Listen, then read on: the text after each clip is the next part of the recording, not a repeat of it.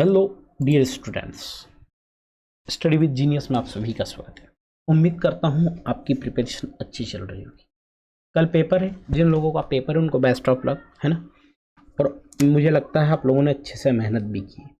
लेकिन क्या होता है, जब वार्षिक एग्जाम्स रहती हैं हमारी और लास्ट टाइम में जो चीज़ें हम कुछ रिवाइज करना भूल जाते हैं, तो मैं आप लोगों को बार बार वो चीज़ें याद दिला रहा हूँ, है ना। तो आज के टॉपिक में मैं आप लोगों के लिए एक छोटा सा वीडियो लेके आया हूँ, पूरा देखना।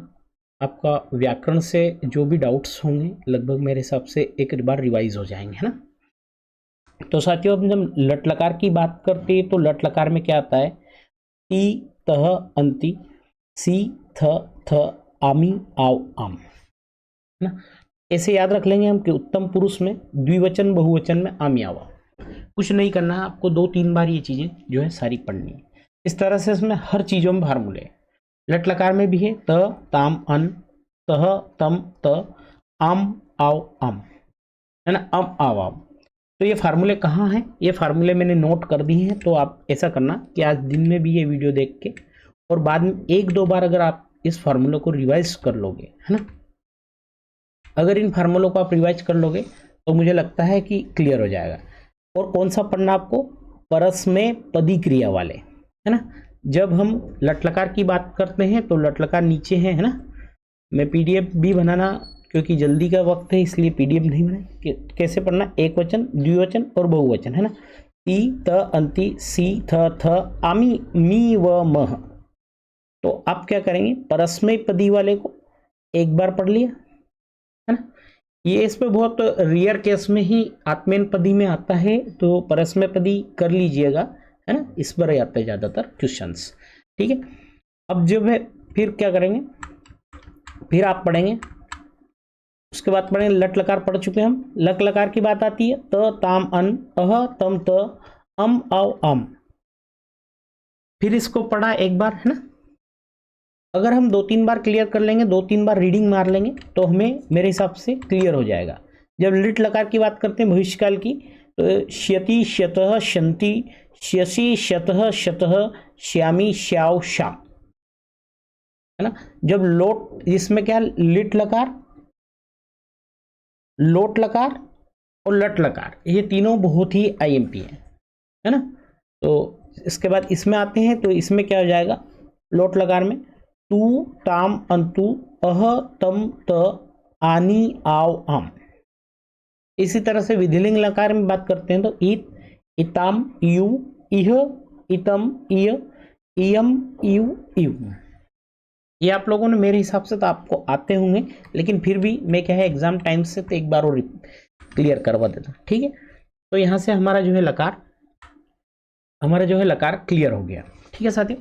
जब हम लकार क्लियर कर चुके हैं तो ये गच्छति, गच्छत पढ़ लेना एक बार, गच्छ का और पट्ठ का दोनों का पढ़ लेना, क्योंकि ये आईएमपी। तो उसके बाद हमने कवि की बात करी थी कि कवि, है ना। तो आपको इस तरह से प्रश्न आएगा कि चतुर्थी विभक्ति द्विवचन कविभ्याम। तो ध्यान रखना, तृतीय, चतुर्थ और पंच, इसमें कविभ्याम कविभ्याम रहता है और इसमें इन दोनों में कविभ्य रहता है, ठीक है। ज्यादातर आपके प्रश्न जो बनते हैं वो बनते हैं तृतीया से षष्ठी विभक्ति तक। तो आप एक बार क्या करेंगे, इन चीजों को फिर से निकालेंगे। कवि, कवि, कवय, कवियम, कवि, कवीन, कविना, कविभ्याम, कविभि, कविये, कविभ्याम, कविभ्यः, कवे, कविभ्याम, कविभ्य, कवे, कवेः, कव्यो, कवीनाम, कवो, कव्यो, कविसु, है कवि, है कवि, है कवे। आप एक बार ये पढ़ लेना। अगर हम कवि की जिस तरह से बनती उसी तरह से हरि, रवि, कपि, गिरि और अग्नि का भी इसी तरह से बनता है। एक बार रीडिंग मार लेना, 2-3 बार इसे पढ़ना, या आप मेरा वीडियो देखते देखते आप 2-3 बार इसे रीडिंग जो है दिन में जब फ्री रहो, क्योंकि हम दिन भर तो पढ़ाई नहीं करते ना, हम क्या करते हैं, हम टाइम पे पढ़ाई करते हैं। क्यों? क्योंकि हम स्मार्ट स्टडी करते हैं, है ना। ऐसी हार्ड वर्किंग, मतलब दिन भर बैठे नहीं। अब एक है राम का, है ना। तो मैंने बोला ना, तृतीय, चतुर्थी, पंचमी और षष्ठी, तो बहुवचन में भ्याम आएगा, इसमें भ्य आएगा, है ना। सेम जैसा है में, है ना। ये रामे, ठीक है। ये ण, या, तह, तो इस तरह से क्या, एक बार राम की देख लेना। अगर बालक का भी एक प्रश्न शायद मैंने देखा था उसमें आया है ना, आएगा, मैंने आईएमपी में दिया है। तो राम की याद कर लेना तो बालक की स्वतः ही याद हो जाएगी। ठीक है, अब नेक्स्ट ये पीडीएफ साथियों हमारे जो है टेलीग्राम चैनल पे मिल जाएगी, आप लोगों को मैं डाल दूंगा। फिर उसके बाद हम बात करते हैं फल की, है ना। तो ये जब करें ध्यान, अगर आपसे तृतीय चतुर्थ पंच द्विवचन में आए तो फलाभ्याम लगा देना, कोई दिक्कत नहीं। बहुवचन की बात आती है तो फले, उसमें भी अह और ये, आप तीनों को एक साथ क्लब करके अगर तीनों में थोड़ा डिफरेंस देख के पढ़ाई करेंगे तो मेरे हिसाब से क्लियर हो जाएगी। जैसे वहां पर कौवो था, फिर रामे था, तो यहाँ पर फले सप्तमी एक वचन, है ना। न यत वहां पर भी मैंने देखा था पिछले में भी, है ना। तो साथियों इस तरह से जो है फल की भी आप लोगों को मैंने अलग से डाल दूंगा। ठीक है, अब जब फल है, मित्र, वन, अरण्य, पुल, पुष्प, कमल, ये भी आएंगे। लकार में पढ़ा ही चुका हूं, थोड़ा सा बस एग्जाम्पल्स देखिएगा मेरे हिसाब से क्लियर हो जाएगा। एक प्रश्न आया था निम्न में से कौन उपसर्ग है या नहीं है, मुझे ध्यान नहीं आ रहा है। तो देखो एक बार हम उपसर्ग के उदाहरण देख लेते हैं ताकि आप लोगों को एक बार याद आ जाए। जब एग्जाम्स होती है तो हमारे द्वारा पढ़ाई गई चीजें इस तरह से याद हो जाए। जैसे प्र हमारा उपसर्ग है, परा उपसर्ग, उप उपसर्ग, सम उपसर्ग। उपसर्ग मतलब क्या होता है, उपसर्ग का मतलब ये होता है साथियों, किसी शब्द के आगे लगने वाले ऐसे शब्द होते हैं ये, तो उसका जो अर्थ होता है उसको ये परिवर्तन कर देते हैं, हम उपसर्ग कहते हैं। प्र, परा, अम, सम। ठीक है, अप, सम। और कौन कौन से ये उदाहरण अगर मैं बता देता हूं आप लोगों को याद हो जाएगा। इसमें से एक है ना, अनु, औ, नीर, निस। जैसे नीर, निर्गच्छति, गच्छति मतलब जा रहा है, निर्गच्छति मतलब नहीं जा रहा है। ठीक है, निस, दुस, दूर, वी, जयते, वी जयते। ठीक है, आंग। ठीक है, और क्या है, निह, नि, अति, अति, सु, अतः, अभि, प्र, ति, परि, उप। जैसे मुख्यमंत्री, उप मुख्यमंत्री। ठीक है, अपि। ये हमारे कुछ 22 हैं, आपकी बुक्स में दे रखे हैं, इससे बाहर कोई भी उपसर्ग नहीं आएगा।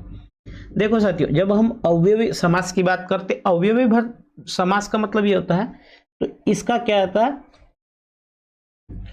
इस समास का पहला पद तो अवयव होता है, साथ ही साथ प्रधान भी होता है ना, अवयवी भाव। जैसे शक्ति तो है लेकिन यथा है, अर्थात यथा शक्ति। विघ्न है लेकिन कैसा है, निर्विघ्न है। रूप तो है लेकिन किसके अनुसार है, अनुरूप, ऊप। तो ये क्या है साथियों, इस तरह से ये है अवयवी भाव समास। इसके कुछ एग्जाम्पल्स अगर देख लेंगे तो अगर किसी तरह का सही विकल्प सही जोड़ी में आपके ऐसा आ जाए, प्रत्येक, प्रतिग्रह, निर्मक्षिम, उद्नम, है ना, प्रत्यक्षम, परोक्षम। तो ये क्या है, अवयवी भाव के कुछ उदाहरण है। अब बात आती तत्पुरुष समास। तो ऐसा समास जिसमें क्या रहता है, उत्तर पद की प्रधानता होती है और दोनों पद में अलग अलग विभक्तियां होती है। जैसे शरणम आगत, शरणागत, शरण में आया हुआ, शरणागत। शरणम प्राप्त, दुखम प्राप्त, पितृयुक्त, है ना, सर्पदष्टम। तो इस तरह से ये समास कौन से, ये उदाहरण देख लेते हैं, बस केवल एक उदाहरण जरूरी। पितृयुक्त, सर्प, सर्ववृद्धि, अग्निदग्ध, धनहीन, धन से लेकिन धन से हीन है, विद्या से हीन है, भूत बलि, दान पात्रम। तो ये क्या है, उदाहरण अगर हम देख लेते हैं, जैसे युग दारू, स्वानार्थम, तदर्थम, है ना। चोर से भय है लेकिन किससे है, चोर से। इनमें क्या होता है, दोनों कहीं ना कहीं एक दूसरे से क्या है, रिलेटेड हैं। मुक्त है पर किससे है, रोग से। पुरुष है कैसा है, राजपुरुष है।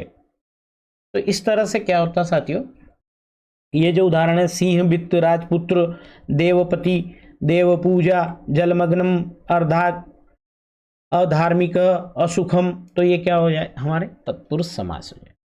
अब तत्पुरुष समाज के बाद अब आता है कर्मधारय।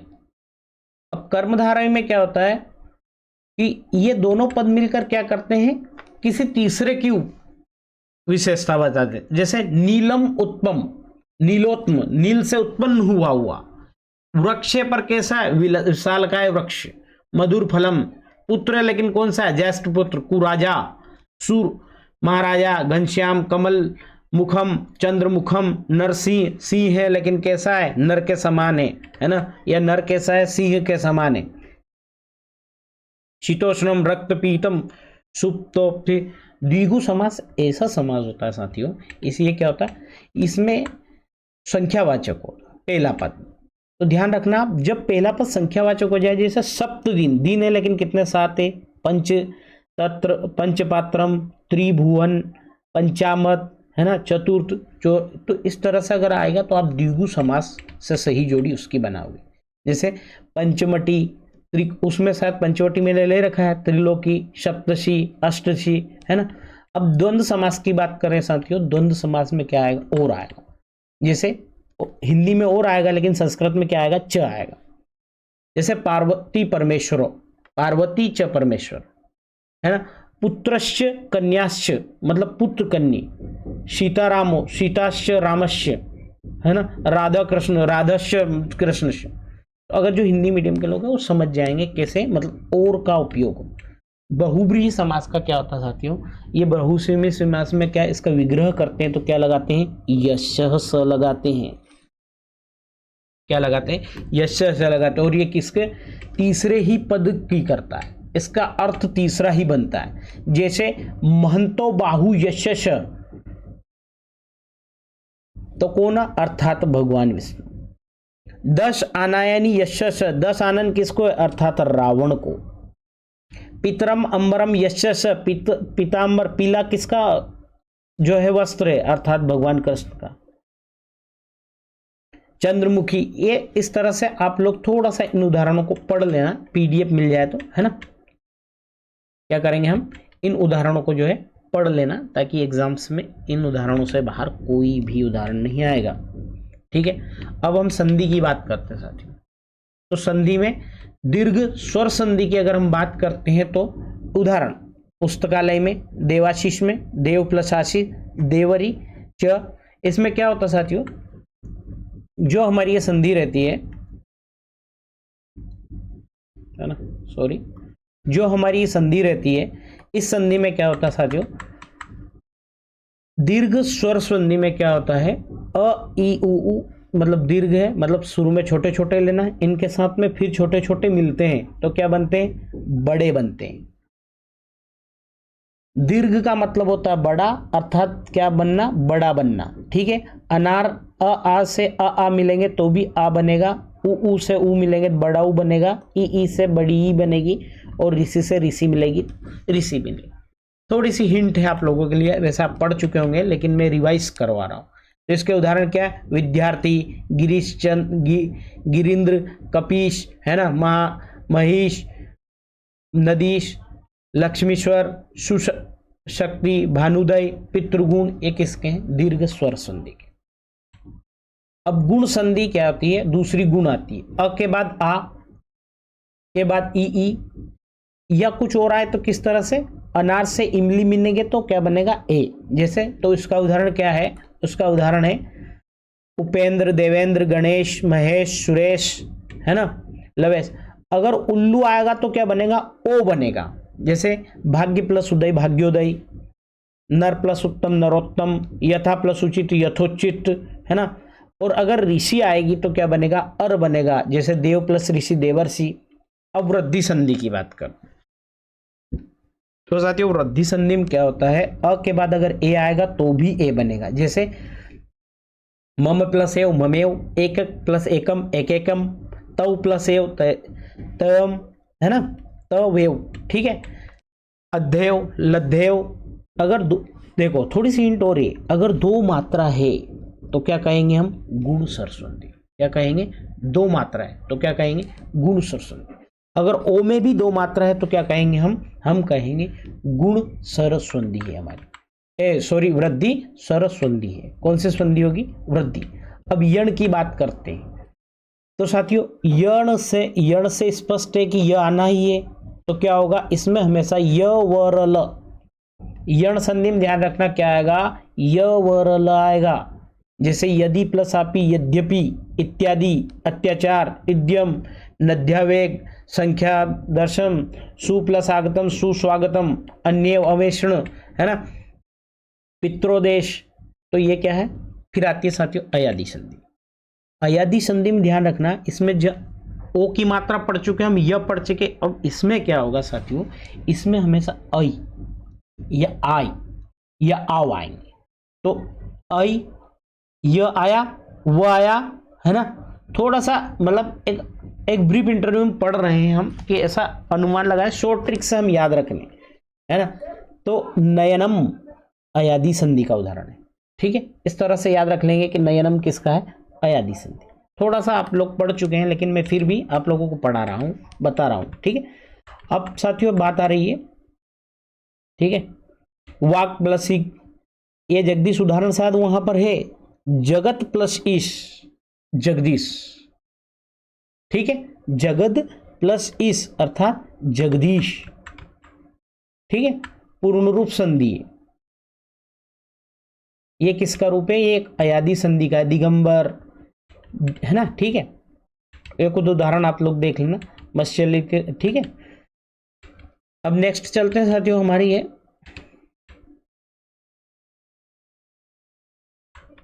ये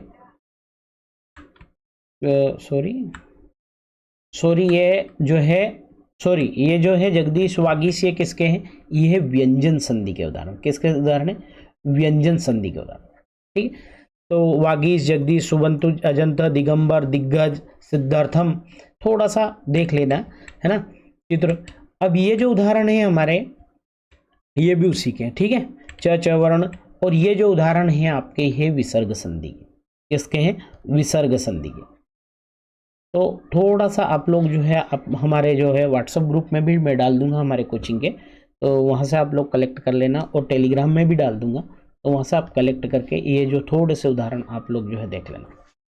मेरे हिसाब से आप सभी लोगों को क्लियर हो गए होंगे, सब निष्फल किस में आएगा, नमस्कार किस में आएगा।